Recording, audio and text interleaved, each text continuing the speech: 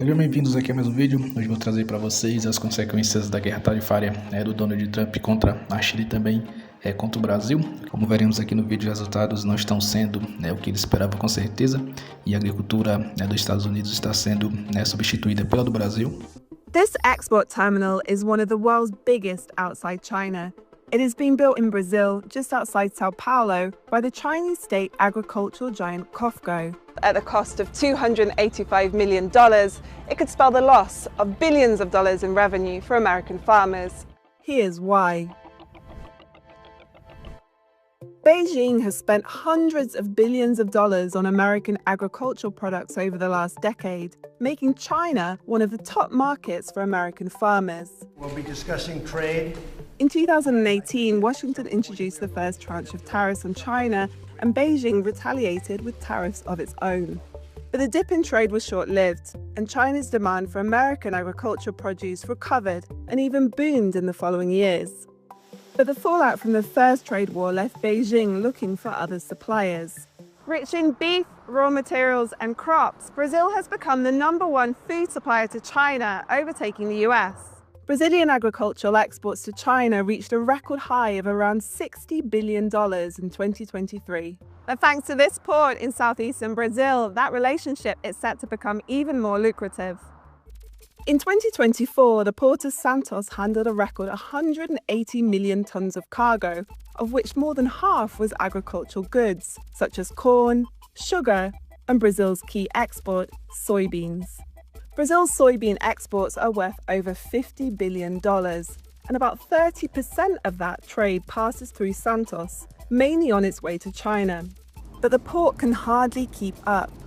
Today, more than 90% of the port's capacity for exporting agricultural bulk goods is in use, according to logistics consulting firm Macroinfo. That's why COFCO is building this export terminal here at the port. The state agricultural giant hopes to expand its capacity for exports from 4.5 million tons to 14 million tons, bringing billions of dollars in revenue. But in the US, farmers worry that this increase could be achieved at their expense. Trump's first trade war led to more than $27 billion in losses of agricultural exports, according to USDA research. We have $1 trillion trade deficit with China. Hundreds of billions of dollars a year we lose with China, and unless we solve that problem, I'm not going to make a deal. Since Trump's return to office, China has found itself under renewed pressure, and American farmers are bearing the brunt. Export data in April showed China was already cutting back on US soybean purchases.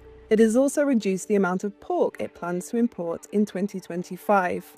As Trump urges Beijing to quadruple its purchases of American soybeans in a bid to reduce the trade deficit, the expansion of the port will allow China to buy even less from the US. Santos Port fits into Beijing's wider plan to access South America's agricultural bounty as China suffers from a lack of water and arable land at home.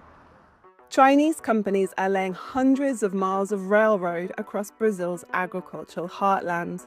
And they're even planning an ambitious rail project to link those regions to China's $3.5 billion megaport in Peru.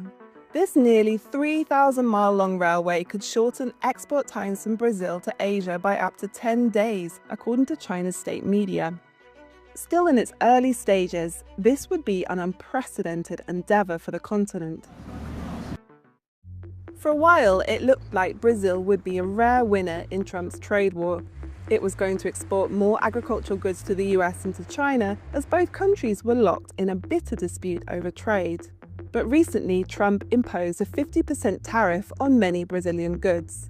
That's one of the highest in the world, and it's partially linked to a criminal case here in Brazil against the former right-wing president Jair Bolsonaro. He is on trial for allegedly plotting a coup in the country in 2022. He is one of Trump's closest allies, and Trump has said the case is a witch hunt against the right in Brazil. The Brazilian government understands that this increase in tariffs is a way to pressure the government and the courts to drop the case against Jair Bolsonaro, but they've made it very clear that that's not going to happen. China is already Brazil's biggest trading partner, but the increase in tariffs from the US and COFCO's new terminal are likely to push them even closer together. Comenzamos en la Ciudad de México, urbe que fue testigo de 2 días de importantes reuniones entre una delegación brasileña integrada por 200 empresarios y liderada por el vicepresidente Geraldo Alckmin y también funcionarios de alto nivel del gobierno de Claudia Sheinbaum. Se trata de las 2 economías más grandes de América Latina, pero con un grado bajísimo de integración comercial. Miren estos gráficos que comparan el intercambio del país azteca con Estados Unidos y también con el gigante sudamericano. Nosotros, para comprender cuánto ayudan estos acuerdos a amortiguar el impacto de la guerra arancelaria desatada por Trump, nos conectamos con el profesor de la UNAM, Tomás Milton Muñoz Bravo, quien desde la capital azteca nos envió el siguiente análisis. Es significativa esta reunión de alto nivel que se tuvo entre la comitiva de Brasil con autoridades mexicanas para firmar algunos acuerdos en materia comercial, científica, educativa e incluso también para desarrollo de medicamentos. Sin embargo, el comercio entre México y Brasil no es tan significativo, particularmente si comparamos que en 2024 el intercambio comercial entre México y Brasil acaparó aproximadamente 14.000 millones de dólares, mientras que el intercambio comercial entre México y Estados Unidos es de alrededor de 840.000 millones de dólares en 2024. Sí es importante, sí es significativa, sobre todo ante las presiones que todos conocemos, comerciales por parte de Donald Trump a través de las tarifas. Y también es significativa en el siguiente punto. Tradicionalmente México y Brasil han sido 2 subpotencias regionales que han competido tradicionalmente porque en muchos campos incluso trabajan productos bastante similares. Entonces, por eso básicamente es significativo este signo, incluso para América Latina, en cuanto a que es factible empezar a cooperar em diferentes elementos, entre ellos, obviamente, el comercial.